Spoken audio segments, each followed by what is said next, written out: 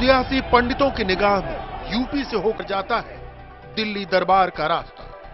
2009 में कांग्रेस को मिली 20 सीटों ने रखी यूपीए की दूसरी पारी की बुनियाद। आखिर क्या होने जा रहा है 2014? IBN7 और CSDS के पोस्ट पोल सर्वे में 80 में से 62 सीटों के नतीजे हम आपको बता चुके हैं। इस बार बाजी लगती दिख रही है बीजेपी के हाथ। पार्टी को मिल सकती है 45 से 53 सीटें। अब आखिरी दौर की 18 सीटों का आंकड़ा क्या बदल सकता है पोस्ट पोल सर्वे के नतीजे? क्या हो सकती है यूपी की असल तस्वीर? देखिए अब की बार किसकी सरकार। उत्तर प्रदेश जातीय, धार्मिक और न जाने कितनी तरह के सियासी समीकरणों में बटा हुआ राज्य है। बीजेपी को उम्मीद थी कि यही राज्य उसको सत्ता के सपने को पूरा करने में मदद करेगा। मतदान के आखिरी दिन इसकी ये उम्मीद कायम थी। पोस्ट पोल सर्वे में मोदी लहर की बातें सच होती नजर आईं, लेकिन पूर्वांचल की 1.5 दर्जन सीटों समेत वो 18 सीटें जिन पर सोमवार 12 मई को मतदान हुआ, क्या वो बीजेपी के सपने में कोई रुकावट खड़ा करेंगी? डालते हैं ताजा सर्वे पर एक नजर। यूपी में किसको कितने वोट मिले? सभी चरणों के मतदान के बाद हुए पोस्ट पोल सर्वे के मुताबिक यूपी में बीजेपी और अपना दल गठबंधन को सबसे ज्यादा 39% वोट मिलने का अनुमान है और सूबे में सरकार चला रही समाजवादी पार्टी को 25%, बीएसपी को 22% और कांग्रेस आरएलडी गठजोड़ को 10%, तो अन्य के खाते में 4% वोट जाने की संभावना है। आपको बता दें कि यूपी में सबसे ज्यादा 80 लोकसभा सीटें हैं। सर्वे के मुताबिक बीजेपी को सबसे ज्यादा 45 से 53 सीटें मिलने का अनुमान है। वहीं समाजवादी पार्टी के खाते में 13 से 17 सीटें, बीएसपी को 10 से 14 सीटें और कांग्रेस को 3 से 5 सीटें मिलने की संभावना है। और हमारे साथ कुछ खास मेहमान जुड़े हुए हैं इस चर्चा में। कुछ पहले से मौजूद हैं और कुछ नए मेहमान जुड़ गए हैं। हमारे साथ शैबल गुप्ता साहब हैं, जाने माने समाजशास्त्री हैं। CSDS के डायरेक्टर संजय कुमार हैं। हमारे national affairs editor Bhupendra Choubey, लगातार ये यूपी के अलग अलग हिस्सों में घूमे हैं चुनाव प्रचार के दौरान। पुरुषोत्तम अग्रवाल साहब हमारे साथ हैं। TR रामचंद्रन, वरिष्ठ पत्रकार, हमारे साथ जुड़ गए हैं। और नीलांजन मुखोपाध्याय, जिन्होंने नरेंद्र मोदी पर किताब भी लिखी है और वरिष्ठ पत्रकार तो हैं ही, हमारे साथ जुड़े हुए हैं। संजय, जो ये तस्वीर बदली है, कुछ बदली है, कुछ स्पेसिफिक्स मिला हमें 18 सीटों में? ये जो 18 सीटों पर जहां चुनाव 12 मई को हुआ, जब वहां हमने पोस्ट पोल सर्वे किया और उन आंकड़ों को अपने पहले के यूपी के आंकड़ों के साथ मिला करके देखा, बहुत मामूली परिवर्तन दिखाई पड़ता है। पहले हमने अपने दर्शकों को यह बताया था कि बीजेपी गठबंधन को करीब 40% वोट मिलेंगे। जो अभी हमने दिखाया वो 1% नीचे गिरता हुआ दिखाई पड़ता है। बहुत मामूली परिवर्तन है। समाजवादी पार्टी थोड़ा बेहतर कर रही है, जैसा हमारा पहले का आकलन था। सीटों में ये कोई उलटफेर नहीं हो रहा है। जो हमने दर्शकों को 12 तारीख को दिखाया था, वही आकलन सीटों का आज भी दिखाई पड़ता है। जी, हमारे आंकड़े में उलटफेर नहीं है, लेकिन भूपेन, एक ओपिनियन पोल जो अमित शाह साहब ने किया उनका कहना है, क्योंकि सब जगह कंसेंसस है कि दूसरी पार्टी के तौर पर सपा है, बसपा नहीं। हम डिबेट कर रहे थे कि दूसरी की लड़ाई में सपा होगी या बसपा होगी। उनका कहना है दूसरे नंबर पर बसपा है। क्या ये हमारे अनुमान को गलत करते हुए अमित शाह ओपिनियन पोल सही निकल सकता है? नहीं, मुझे नहीं लगता कि बहुजन समाज पार्टी इस बार दूसरे नंबर पर है, क्योंकि अगर आप हमारा जो लेटेस्ट जो सर्वे आया था, आप इसमें भी अगर आप ध्यान दें थोड़ा संजय भाई, तो आप देखेंगे कि भारतीय जनता पार्टी को 17% जाटा वोट, जो आमतौर पर बहुजन समाज पार्टी के साथ जुड़ा रहता था, पीछे कुछ चुनाव में भी आप देखें, अगर चाहे विधानसभा के स्तर पर देखें, लोकसभा के स्तर पर देखें, थोड़ा बहुत जाटा वोट जरूर बीजेपी को मिलता था, लेकिन 17% जाटा वोट बीजेपी को मिलना मुझे लगता है, और खासतौर पर अगर ये रीजन वाइज अगर संजय भाई आपको बताएंगे वही फिगर तो बता आपको देता हूं, ये मेरे ख्याल से और बेहतर दिखेगा। भूपेन, उत्तर प्रदेश के किस इलाके में किस पार्टी को बढ़त मिली है? सर्वे के मुताबिक पश्चिमी उत्तर प्रदेश, और यहां पर मुजफ्फरनगर दंगा एक बड़ा मुद्दा था, इसमें बीजेपी आगे है और बीएसपी दूसरे नंबर पर। रुहेलखंड में बीजेपी आगे, समाजवादी पार्टी यहां पर दूसरे नंबर पर है, जबकि अवध में बीजेपी आगे है। यह बड़ा दिलचस्प आंकड़ा है, जबकि कांग्रेस दूसरे नंबर पर है। और दोआब की बात करें तो यहां भी बीजेपी आगे और दूसरे नंबर पर समाजवादी पार्टी है। उनका गढ़ है दरअसल, और मुकाबला हो रहा है दूसरे नंबर के लिए समाजवादी पार्टी और बीएसपी में। और बुंदेलखंड में भी बीजेपी का दबदबा है और समाजवादी पार्टी दूसरे नंबर पर है। और पूर्वोत्तर उत्तर प्रदेश में समाजवादी पार्टी आगे है, जबकि बीजेपी दूसरे नंबर पर है। और किस इलाके में किसको समर्थन मिला, अब हम ग्रामीण शहरी इलाकों की बात कर रहे हैं। सर्वे के मुताबिक ग्रामीण इलाकों के 40% वोटर बीजेपी के समर्थन में हैं, जबकि समाजवादी पार्टी को 25% और बीएसपी को 20% वोटरों के समर्थन का अनुमान है। तो ग्रामीण इलाके में इन रोड्स हैं, जबरदस्त इन रोड्स हैं बीजेपी के। वहीं 11% ग्रामीण वोटर कांग्रेस के समर्थन में भी हैं। और शहरी इलाकों की बात करें, बीजेपी आगे, फिर से आगे 41% वोट मिल रहे हैं, जबकि समाजवादी पार्टी को 21%, बीएसपी को 26% और कांग्रेस को महज 6% शहरी वोटर का समर्थन मिल रहा है। और एक आखिरी आंकड़ा, इससे पहले कि हम चर्चा शुरू करें, यूपी में किस तबके को कितना समर्थन किस पार्टी को मिला है। पोस्ट पोल सर्वे की माने तो उच्च जातियों का 73% वोट बीजेपी गठबंधन को मिलने की उम्मीद है। समाजवादी पार्टी सिर्फ 8, बीएसपी 21 ब्राह्मण उम्मीदवार खड़े किए थे, लेकिन सोशल इंजीनियरिंग नहीं चलती दिख रही है। 6%, कांग्रेस गठबंधन को 10% वोट मिलने का अनुमान है। यादवों की वोट की बात करें तो बीजेपी प्लस को 25%, समाजवादी पार्टी सबसे आगे है 54%, बीएसपी महज 3%, कांग्रेस प्लस को 11%। और अन्य ओबीसी वोटरों की बात करें तो 54% बीजेपी के साथ जाते दिख रहे हैं, 16% समाजवादी के साथ, 11% बीएसपी और 12% कांग्रेस प्लस के साथ। और जाटम वोट की बात करें, जो अभी भूपेन कह रहे थे, तो बीजेपी को 17%, समाजवादी पार्टी को 5%, बीएसपी को सबसे ज्यादा 69% और कांग्रेस को 2% से भी कम। संजय जी, जिस प्रकार का आंकड़ा है पुरुषोत्तम जी, इसको देख के ये कहा जा सकता है कि बिल्कुल सेक्युलर धारा बह रही है। सभी प्रकार के जनाधार में बीजेपी की शानदार बढ़त। तो कई बार जब हम एनालिसिस करते हैं तो बहुत लोकल और छोटे छोटे जो कथानक हैं उसको जोड़ लेते हैं। माना जाए कि ये वोट परिवर्तन का ही है। देखिए, इसमें जो एक आंकड़ा अभी तक आपने अपने दर्शकों को नहीं बताया है, वो मुझे बीजेपी के हिसाब से सबसे महत्वपूर्ण लग रहा है, जिसमें ये बताया गया है कि यहाँ मोदी के नाम पर 17% वोट मिले हैं और पार्टी के नाम पर 64%। मैं मानता हूं कि अगर यह आंकड़ा सही है तो भाजपा के लिए सबसे अच्छी खबर उत्तर प्रदेश से, क्योंकि एक तो जैसा हमने बिहार में देखा था वही स्थिति यहां भी है कि भाजपा के बारे में जो उसके विरोधी दल एक आम तौर से आलोचना करते हैं कि केवल उच्च जातियों की पार्टी है, ब्राह्मणवादी पार्टी है। यहाँ भी आप देखें, जाटवों में जबरदस्त इनरोड बनाए हैं उसने, और अन्य ओबीसी में और यादवों में।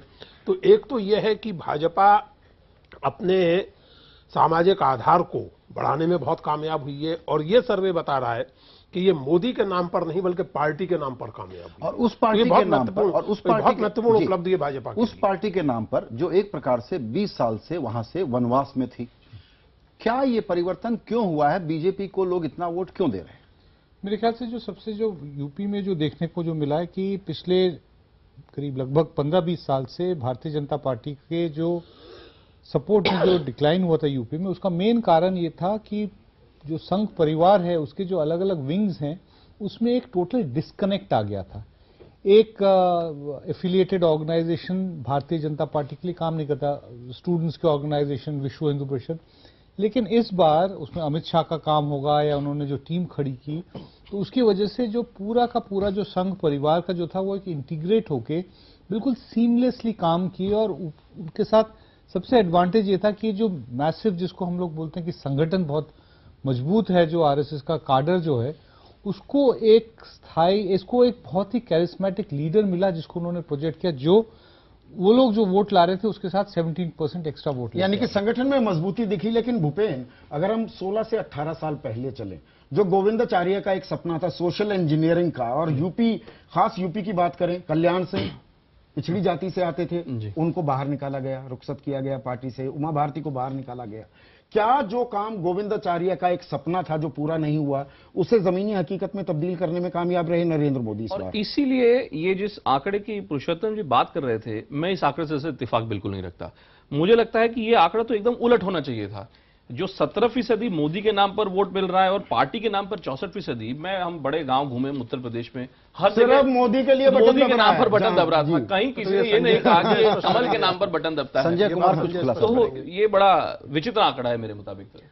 शायद आंकड़े को जिस तरह से पेश किया जा रहा है, आंकड़ा वैसा है नहीं। सवाल यह है कि 64% वोटर्स जिन लोगों ने भी बीजेपी के लिए वोट किया, उनमें से 64% वोटर ऐसे थे जो कहते थे, वो उन्होंने इस सवाल पर जवाब दिया है कि मोदी होते या नहीं होते हमारा वोट बीजेपी को ही जाता।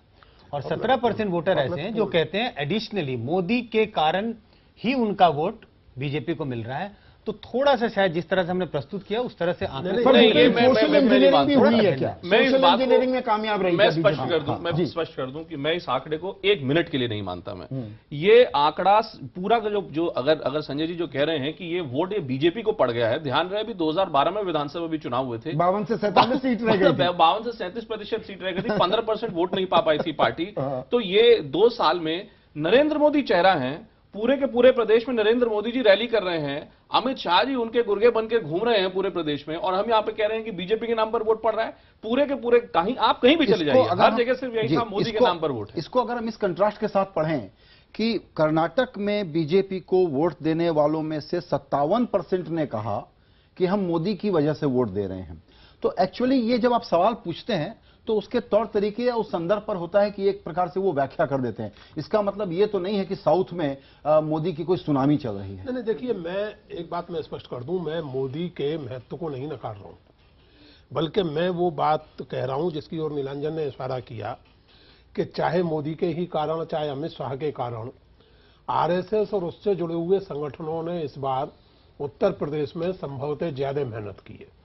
दूसरी बात जो मेरे लिए ज्यादा महत्वपूर्ण है कि विभिन्न जातियों के बीच में और विभिन्न क्षेत्रों में भाजपा ने जो जड़ बनाई है, जो ताकत हासिल की है, यानी ये एक तरह का डायलेक्ट्रिकल रिलेशनशिप है कि अगर वो संगठन एक्टिवेट ना होता और इस तरह से विभिन्न वर्गों के बीच में भाजपा नहीं पहुंच पाती तो तथाकथित मोदी इफेक्ट भी कामयाब नहीं होता, और मोदी जैसा व्यक्ति नहीं होता तो संभवतः भाजपा का संगठन रिजुविनेट नहीं होता। ये संगठन मजबूत हो रहा है, रिजुविनेट हो रहा है। नीलांजन, आप भी गए हैं उत्तर प्रदेश, यह दरअसल कहीं एक वैक्यूम था, उस वैक्यूम पर कब्जा कर लिया नरेंद्र मोदी ने, और सोशल इंजीनियरिंग का उसमें कहीं ना कहीं पुट एक छौंक भी डाल दिया। देखिए, अगर हम लोग पीछे बैकग्राउंड में जाएं तो 2007 से 12 के बीच में जब भारतीय जनता पार्टी बीएसपी की जब सरकार थी वहां, तब मायावती ने सर्वजन की बात चलाई थी। तो उसकी वजह से मुझे जो लगता है जो उनकी जो बहुजन जो कोर वोटर था उसमें से कुछ लोग डिसल्यूशन होकर अलग हो गए।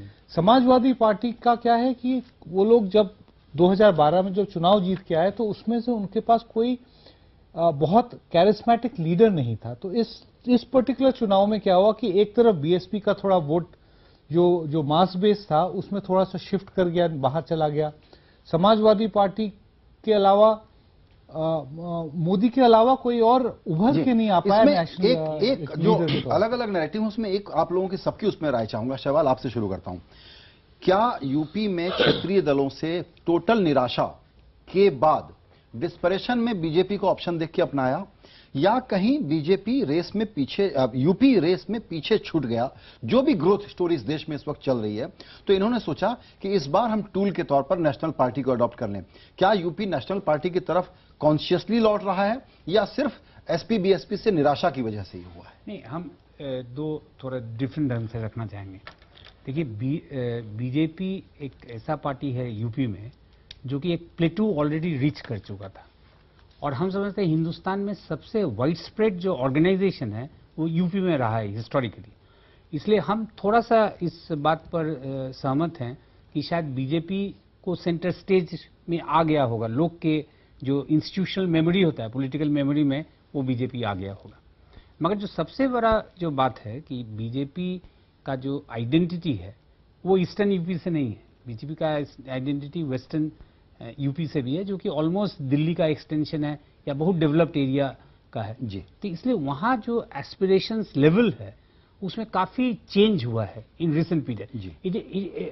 हो सकता है कि आंकड़े के तौर में उसका काफी बैकवर्ड पोजीशन हो, मगर इन टर्म्स ऑफ रिसोर्सेज वो काफी डेवलप्ड स्टेट हो चुका है। पर भूपेन, क्या जिस तरह से लोगों को संबोधित किया गया, एड्रेस किया गया, नरेंद्र मोदी विकास की बात कर रहे थे, वो कह रहे थे 24 घंटे बिजली दूंगा, मैं रोजगार उपलब्ध कराऊंगा, मैं गुजरात बना दूंगा उत्तर प्रदेश के हिस्सों को जी। राहुल गांधी क्या कह रहे थे कि हम और पैसे दे देंगे, हम खैरात और बांट देंगे। मुलायम सिंह यादव क्या कह रहे थे कि गरीबी वो 28 रुपए की सीमा से और बढ़ा देंगे तो और गरीब आ जाएंगे और लोग गरीबी रेखा के नीचे आ जाएंगे, लाल उनको राशन कार्ड मिल जाएगा। जी। ये भी एक फैक्टर प्ले किया, किस तरह से लोगों को एड्रेस किया जा रहा है। ये कि दरअसल क्या हो रहा था कि 2009 के अगर चुनाव की तरफ आप ध्यान दें, 2008 में जब उत्तर प्रदेश में विधानसभा चुनाव हुए तो मायावती जी की भारी बहुमत की सरकार आई, 200 से ज्यादा सीटें लेकर आई। 2009 में उनको लगा कि बड़ी सीटें आएंगी लोकसभा में, निपट गई 20 के अंदर। 2012 में अखिलेश यादव की सरकार आई, फिर भारी बहुमत लेकर आई, लेकिन हम देख रहे हैं कि 2014 में कम से कम हमारे जो पोस्ट पोल आंकड़े दिखाते हैं, समाजवादी पार्टी भी सिमटती नजर आती है। समस्या दरअसल उत्तर प्रदेश के साथ यह हो गई है कि जब बात एक राष्ट्रीय स्तर पर आती है, लोकसभा चुनाव की आती है, तो लोग हमेशा ये देखते हैं कि वो कौन सा दल है जो हमें बुनियादी चीजें, चाहे बिजली की बात हो, चाहे पानी की बात हो, चाहे शिक्षा की बात हो, इन सब चीजों को हमें मुहैया कराने में ज्यादा कौन मजबूत दिखता है। नरेंद्र मोदी जी का कैंपेन, कम से कम जो उनके मुख से जो वाणी निकल रही थी, वो पूरा का पूरा इस विचारधारा को आगे बढ़ाता था। अमित शाह जी वहां दूसरी ओर, जिसको अंग्रेजी में हम हॉर्सेस फॉर कोर्सेस कहते हैं, पश्चिमी उत्तर प्रदेश गए तो कहीं बदले, गुड कॉप बैड कॉप, वहां पे गए पश्चिमी उत्तर प्रदेश तो कहीं बदले की बात की, आजमगढ़ गए तो बोला आजमगढ़ नहीं आतंकगढ़ है। ये दोनों ही चीजें मुझे लगता है, जो आंकड़े जो आपको देख रहे हैं ना, ये कि अलग अलग जातियों से छोटा छोटा वोट खिसकता जा रहा है, और हिंदुत्व की कदम वो उसी की जो एक साथ जो दोनों कैंपेन चल रही थी, ये उसी का परिणाम। तो ये बताएं भूपेन कि क्या डिजर्निंग था वोटर, और उसने कहा कि दिल्ली की सरकार चुननी है, इसलिए बीजेपी आगे दिख रही है, बीजेपी को वोट दे दो। जब राज्य का आएगा तो क्या ये वोटर अपनी वफादारियों पर वापस सपा और बसपा के पास लौट जाएगा? देखिए, मुझे लगता है कि अगर, और इससे मैं दोबारा से इसी आंकड़े पर जा रहा हूं, ये मोदी के नाम पर 70%, पार्टी के नाम पर 64%, ये हास्यास्पद आंकड़ा है मेरे मुताबिक। चूंकि अगर विधानसभा के चुनाव होने थे, अगर 2 महीने बाद अभी विधानसभा के चुनाव हो, मुझे लगता है कि हो सकता है मायावती जी बहुत आगे देखें आपको।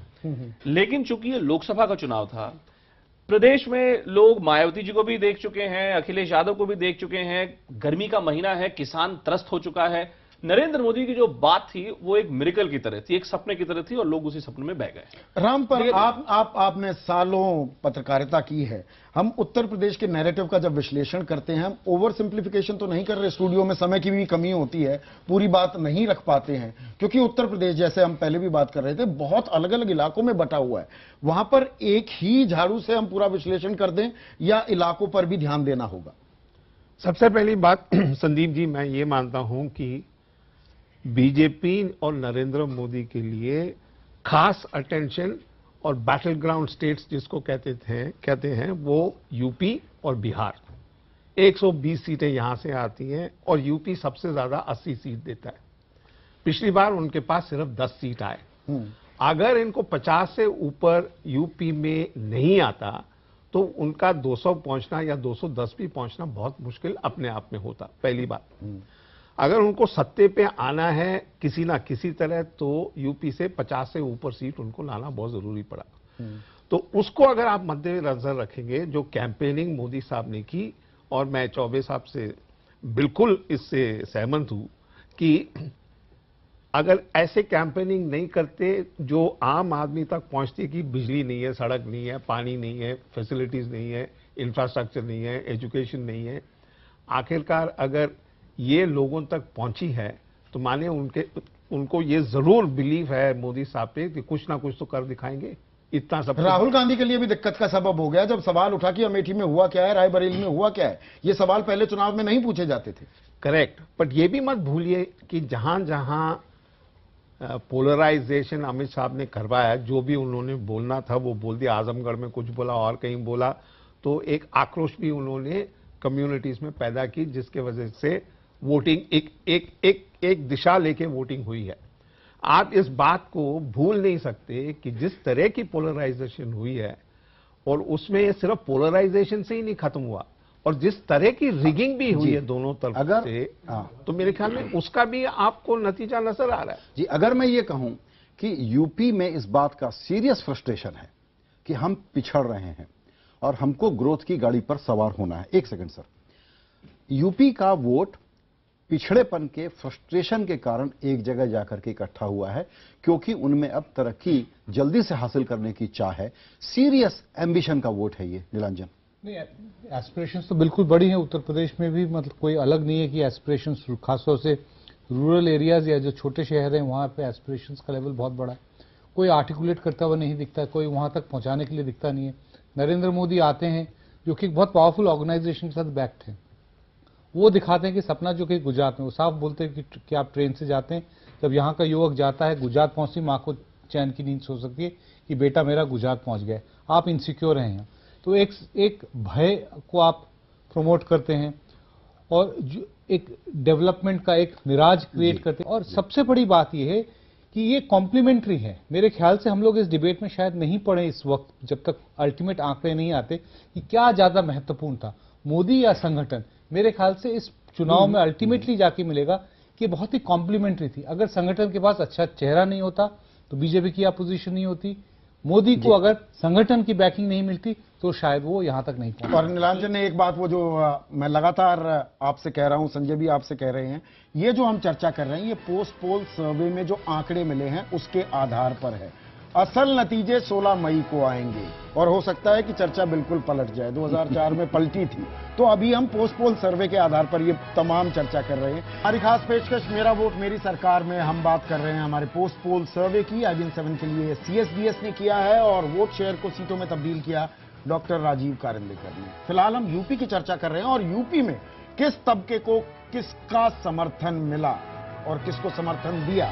पोस्ट पोल सर्वे की माने तो उच्च जातियों को 73% वोट बीजेपी गठबंधन को मिलने की संभावना है, जबकि समाजवादी पार्टी को 8%, BSP को 6% और कांग्रेस गठबंधन को 10% वोट मिलने का अनुमान है। यादवों में बीजेपी प्लस को 25%, समाजवादी पार्टी अव्वल है, 54% वोट मिल रहे हैं, BSP को महज 3%, कांग्रेस प्लस को 11%। अन्य OBC वोटरों की बात करें, 54% बीजेपी प्लस के साथ दिखे, वहीं 16% समाजवादी पार्टी के साथ, 11% BSP और 12% कांग्रेस प्लस के साथ। जाटव वोट की बात करें, बीजेपी को 17%, समाजवादी पार्टी को 5%, BSP सबसे आगे है 69% और कांग्रेस को सबसे कम 2% वोट मिलने का अनुमान है।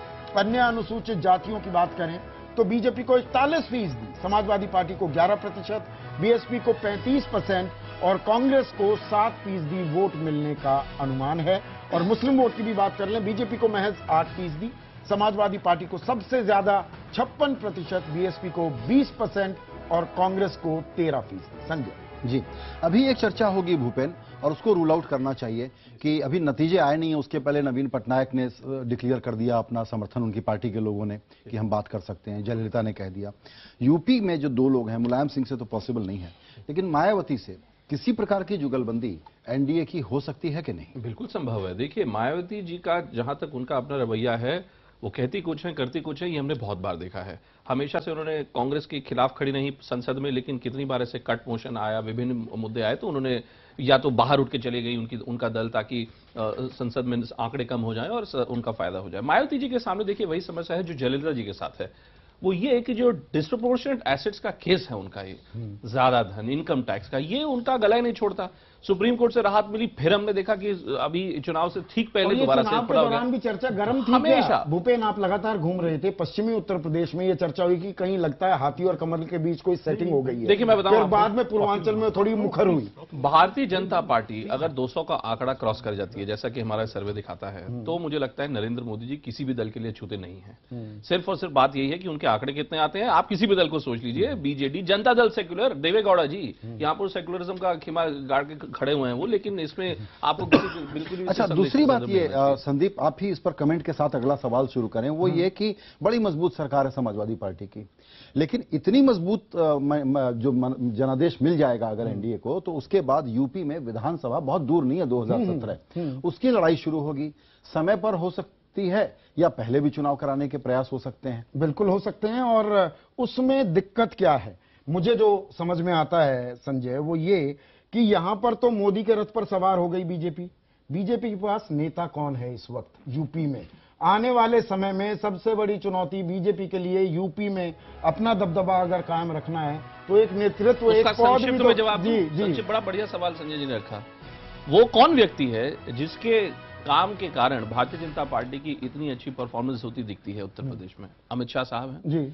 अब बीजेपी में कुछ हलकों में ये भी स्वर उभर रहे हैं कि अगर अमित शाह साहब लोकसभा चुनाव के लिए बीजेपी में इतना अच्छा काम कर सकते हैं, और वहां पे आनंदीबेन पटेल को तो बनाया जा रहा है गुजरात का मुख्यमंत्री, नरेंद्र मोदी जी यहां दिल्ली की अब कुर्सी संभालेंगे, तो क्या ये भी संभव है कि अमित शाह गुजरात से इंपोर्ट होगा? अमित शाह को उत्तर प्रदेश के मुख्यमंत्री पद के उम्मीदवार के रूप में आप ये एक नई नजीर पेश हो जाएगी।